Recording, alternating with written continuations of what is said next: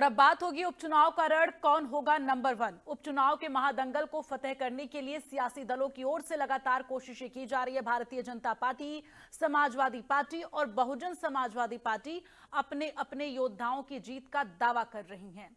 सबसे बड़े सूबे के मुख्यमंत्री योगी आदित्यनाथ लगातार मेगा प्रचार कर रहे हैं, तो वहीं अखिलेश यादव भी साइकिल को रफ्तार देने में लगे हुए हैं। हालांकि BSP supremo Mayawati social media पर प्रत्याशियों के लिए प्रचार कर रही हैं, लेकिन सवाल यह कि जनता किसको वोट से चोट देती है और किसको विजयी बनाकर लखनऊ पहुंचाती है। तो उपचुनाव की इंडिया न्यूज उत्तर प्रदेश उत्तराखंड पर आपको महा कवरेज लगातार देखने को मिल रही है। आज हम आपको हर विधानसभा के बारे में बताएंगे और समझाएंगे और दिखाएंगे कि किस तरह से चुनावी समीकरण 9 विधानसभा सीटों पर नजर आ रहे हैं। तो उपचुनाव के महादंगल में किसका मंगल होगा, ये तो आगामी दिनों में ही पता लगेगा, लेकिन इंडिया न्यूज उत्तर प्रदेश उत्तराखंड आपको जनता के मन और दिल की जो बात है वो जरूर बताएगी, क्योंकि इंडिया न्यूज के लिए जो व्यूज नहीं, जनता का व्यू मैटर करता है। उपचुनाव को 27 के सेमीफाइनल के तौर पर सियासी दल देख रहे हैं, लेकिन जो 9 सीटों पर चुनाव होने हैं, कल शाम से चुनावी प्रचार का एकालाप भी थम जाएगा। तो चलिए सबसे पहले आपको बताते हैं कि कौन कौन सी सीटों पर उपचुनाव होने हैं।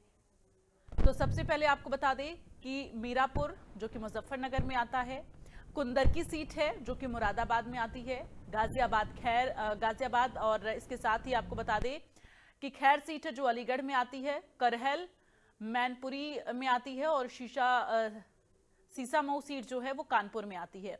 फूलपुर सीट प्रयागराज में, कचहरी विधानसभा सीट अंबेडकर नगर जिले में आती है, मझवा सीट मिर्जापुर जिले में आती है और इसके साथ ही केदारनाथ जो उत्तराखंड की सीट है वहां भी उपचुनाव होने हैं। लेकिन इन सब के बीच उत्तर प्रदेश की अगर हम सियासी रण की बात कर रहे हैं तो निश्चित तौर पर उत्तर प्रदेश का इस वक्त सियासी रण उपचुनाव का बेहद दिलचस्प हो चुका है, चूंकि इस वक्त सभी राजनीतिक पार्टियों ने अपनी अपनी ताकत झोंक रखी है। एक तरफ भारतीय जनता पार्टी जो लोकसभा चुनाव के दौरान चूक हुई है वो चूक दोबारा ना हो इस कोशिश में है, और सपा इस वक्त जो तस्वीरें लोकसभा चुनाव के दौरान सामने आई थी, ठीक उसी तरह की तस्वीर और छवि लोगों के मन में बनी रहे और उसी तरह से पार्टी की जो है इमेज बनी रहे, इस कोशिश में है। दूसरी तरफ बसपा अपनी खोई हुई जमीन तलाशने की कोशिश कर रही है। तो यूपी की 9 विधानसभा सीटों पर और उत्तराखंड की 1 विधानसभा सीट पर उपचुनाव होने हैं। उपचुनाव में सियासी दल लगातार माहौल टाइट करने का काम कर रहे हैं। सियासी दलों की कोशिश ये है कि हर विधानसभा सीट पर महाविजय हासिल की जाए। इन सीटों पर चुनावी तस्वीर हर दिन बदल रही है।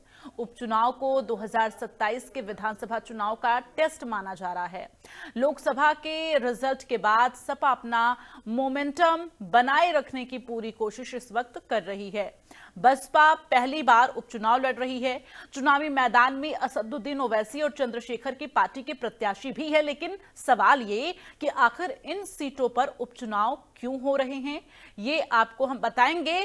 फिलहाल अलीगढ़ से प्रमोद हमारे संवाददाता इस वक्त लाइव जुड़ गए हैं ज्यादा जानकारी के लिए। प्रमोद, इस वक्त खैर विधानसभा सीट जो कि जहां पर उपचुनाव होने हैं, ऐसे में चुनावी माहौल वहां का क्या है, क्या कुछ राजनीतिक समीकरण अभी इस वक्त नजर आ रहे हैं? चुनाव है और चुनाव को लेकर समाजवादी पार्टी भी दमखल के साथ चुनावी मैदान में है। उधर भारतीय जनता पार्टी भी चुनावी मैदान में है।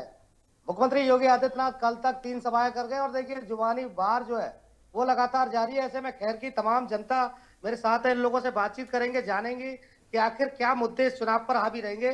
जिस तरीके से खैर विधानसभा पर चुनाव है, मुद्दे क्या हावी रहेंगे, किन मुद्दों को लेकर यहाँ के लोग जो है वो वोट कास्ट करेंगे।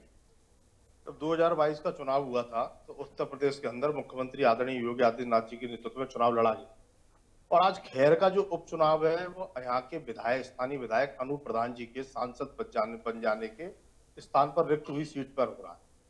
और खैर के मतदाता 2017 में भी भाजपा के साथ थे, 2014 में भी भाजपा के साथ थे, 2022 में भी भारतीय जनता पार्टी की पहली पसंद है, और 2024 का जो उपचुनाव है ये भी भारतीय जनता पार्टी उनकी पहली पसंद है खैर के मतदाताओं। पिछली बार जो चुनाव हुआ था वोट परसेंट काफी बीजेपी का डाउन रहा है। उस वोट परसेंट को यानी हार खैर विधानसभा पर हुई थी भारतीय जनता पार्टी की, अब वो भरपाई कैसे होगी? मैं आपको बताना चाहूंगा, कल माननीय मुख्यमंत्री जी की हमारे टप्पल ब्लॉक में जट्टारी में जनसभा थी।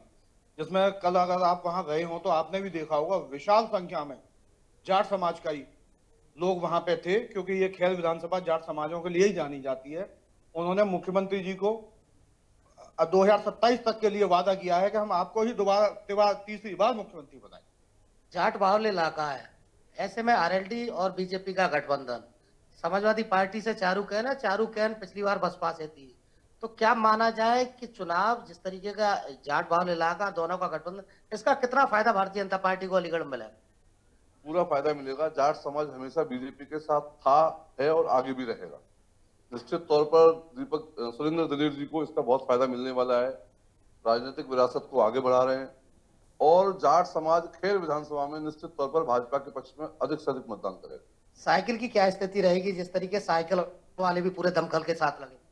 साइकिल तो यहाँ से चुनाव 100% हारेगी। यहाँ भाजपा का ही बहुमत है, भाजपा की ही सरकार बनेगी। अखिलेश यादव कहते हैं कि बीजेपी की गवर्नमेंट में गुंडे ज्यादा है, महिला सुरक्षित नहीं है। अरे ये तो जनता जानती है, सब जानते हैं कि गुंडे किसकी सरकार में ज्यादा रही है। गुंडे के नाम से कौन सी पार्टी जानी जाती रही है पिछले दिनों में, और वर्तमान में भाजपा की क्या स्थिति है। और जब से मोदी योगी जी की सरकार है प्रदेश में, देश में जनता का विश्वास जो है कितना है दोनों पे, तो डबल इंजन की सरकार है। निश्चित रूप से जो भाजपा यहाँ पे बहुमत से जीतेगी। जीत पक्का है सुरेंद्र दलेर की? सुरेंद्र दलेर जी की जीत 100% निश्चित है, क्योंकि वो एक बड़े साफ सुथरे परिवार से ताल्लुक रखते हैं। वहीं दूसरा अखिलेश यादव जी ने एक, अब मैं कहना नहीं चाहूंगा किस प्रकार के व्यक्ति को उतारा है, जिनका बैकग्राउंड शुरू से एक आपराधिक छवि का रहा है। चुनाव पे महंगाई मुद्दा नहीं रहेगा जिस तरीके से महंगाई है? नहीं, महंगाई तो लगभग हर चुनाव में रहती है, मुद्दा है, बेरोजगारी मुद्दा है। लेकिन ये चूंकि उपचुनाव है तो एक तरफ भाजपा की लहर काम करेगी, योगी जी का नेतृत्व, मोदी जी का नेतृत्व। तो आपने सुना ये तमाम लोग हैं अली खैर विधानसभा के, उनका सीधे तौर पर कहना ये है कि ना ही चुनाव में इसमें महंगाई मुद्दा है, और इसके अलावा उन्होंने ये भी कहा है कि यहाँ जो जीत है वो भारतीय जनता पार्टी से जो प्रत्याशी बनाए गए सुरेंद्र दलेर, उनकी जीत है। जी बताइए। बिल्कुल निश्चित तौर पर, और किस तरह से लोगों के बीच इस वक्त चुनावी मिजाज बना हुआ है ये आप प्रमोद बता रहे हैं। लेकिन इन सब के बीच अगर जातीय समीकरण की हम बात करते हैं खैर विधानसभा सीट में, तो किस तरह से जातीय समीकरण हावी होता हुआ नजर आ रहा है?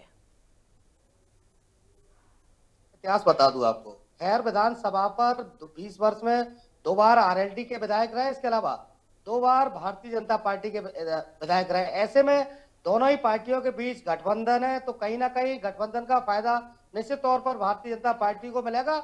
इसके अलावा इस विधानसभा की बता दूं, ये जाट बाहुल्य इलाका बोला जाता है, यानी इस विधानसभा पर जाट जो वोटर है वो भारी तादाद में है। यानी सियासत ये मानिए अलीगढ़ की जो सियासत है वो इस विधानसभा से ही शुरू होती है, क्योंकि सरकार ने यहाँ कई बड़ी योजनाएं इस अलीगढ़ के लोगों को दी। डिफेंस कॉरिडोर की यही बनाया गया। इसके अलावा तमाम जो योजनाएं, राजा महेंद्र प्रताप यूनिवर्सिटी भी इसी रोड पर है, और इसके अलावा अन्य तमाम योजना, तो इसका निश्चित तौर पर भारतीय जनता पार्टी को मेरे ख्याल से चुनाव में फायदा मिलना चाहिए। चलिए, ये तो आने वाले वक्त में पता चलेगा जब 23 नवंबर को रिजल्ट सामने आएगा। फिलहाल आपको बता दें 22 नवंबर को माफ करेगा 20 नवंबर को वोट डाले जाएंगे और 23 नवंबर को इसके नतीजे सामने आएंगे। फिलहाल तमाम जानकारी के लिए प्रमोद बहुत बहुत धन्यवाद आपका। तो ऐसे में अब 20 तारीख को वोट डाले जाएंगे, जिसका रिजल्ट 23 नवंबर को आना, जिसके बाद तस्वीरें साफ हो जाएंगी कि विधायक के रूप में इन 9 विधानसभा सीटों की जनता किसे चुनती है। चलिए इसी के साथ स्पेशल रिपोर्ट में फिलहाल के लिए बस इतना ही। नमस्कार।